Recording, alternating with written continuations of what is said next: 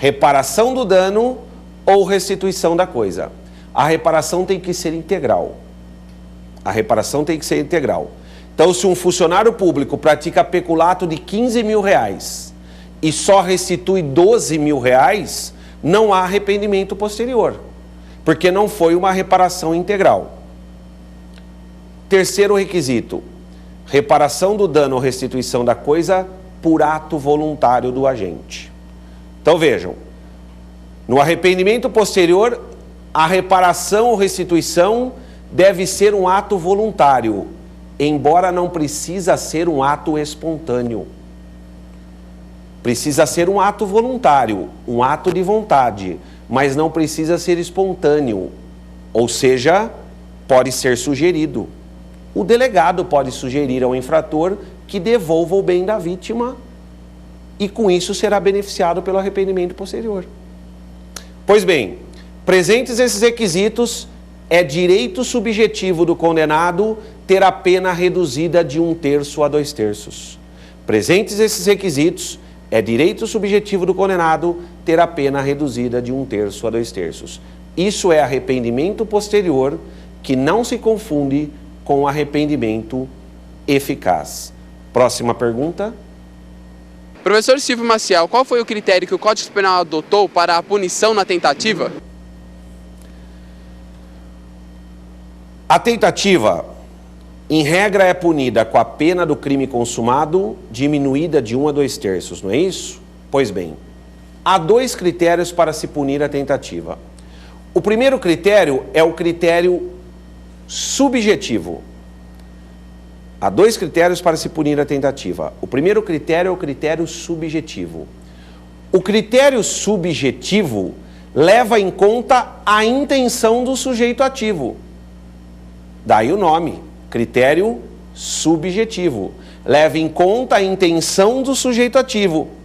Pelo critério subjetivo, como a intenção do sujeito ativo era consumar o crime, como a intenção do sujeito ativo era consumar o crime, como ele agiu com dolo de consumação, a tentativa deve ser punida com a mesma pena do crime consumado, sem qualquer redução.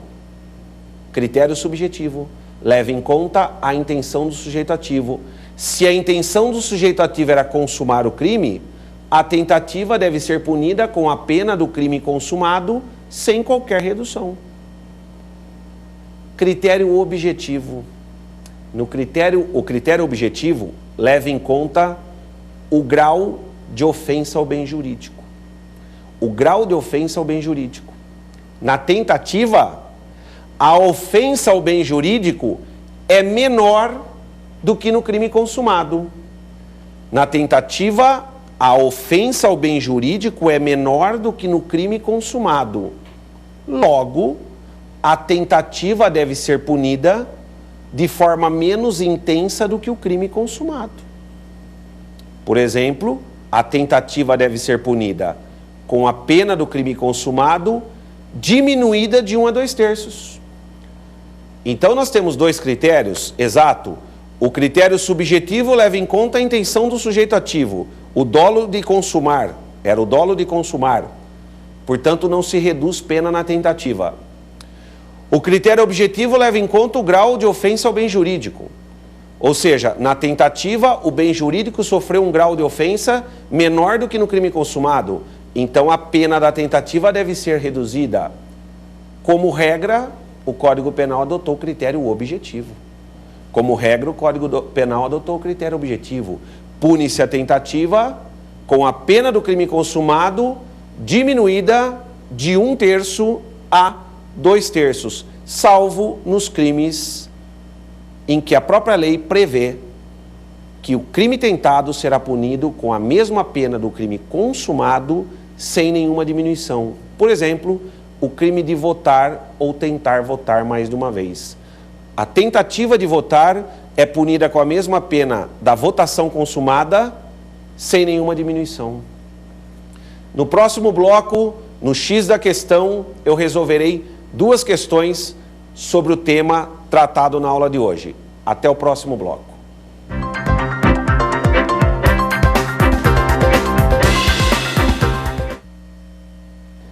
Bem, neste bloco, o X da questão, nós resolveremos duas questões envolvendo os temas tratados nos blocos anteriores, ok? A primeira questão tem o seguinte enunciado: A, com o dolo de matar, desferiu 3 disparos em B, utilizando uma arma com 6 munições, e apenas resolveu parar de disparar em razão das súplicas da mãe da vítima. As alternativas.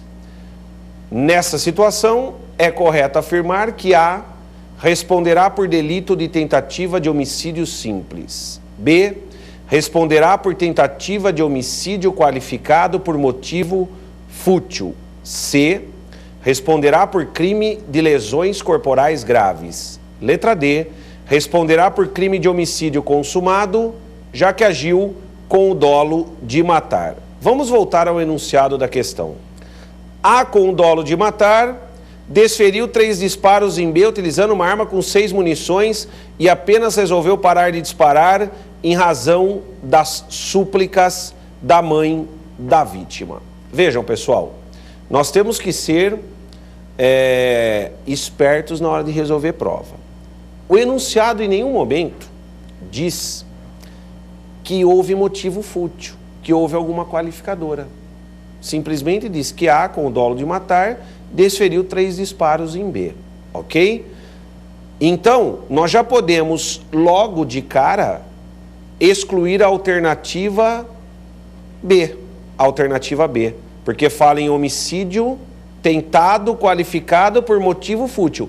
Mas em nenhum momento o enunciado fala em motivo fútil. Então, essa alternativa do motivo fútil, pelo próprio enunciado da questão, independente de você saber o conteúdo da questão ou não, já é possível excluir. Bom, houve no caso aí, embora o enunciado não esteja muito bem redigido, houve no caso aí desistência voluntária. Ele deu 3 tiros na vítima, poderia ter dado 6 e parou de atirar em razão das súplicas da vítima, da mãe da vítima. E a vítima não morreu, embora o enunciado não diga isso explicitamente. Então vejam, ele parou voluntariamente de executar o crime. Ele desistiu voluntariamente de continuar executando o crime. Houve, portanto, desistência voluntária. A desistência voluntária afasta a tentativa do crime inicialmente pretendido. O crime inicialmente pretendido era homicídio, porque ele atirou com o dolo de matar. A desistência voluntária afasta a tentativa do crime inicialmente pretendido de homicídio. Portanto, ele responde apenas pelos atos já praticados, que são os atos de lesões corporais.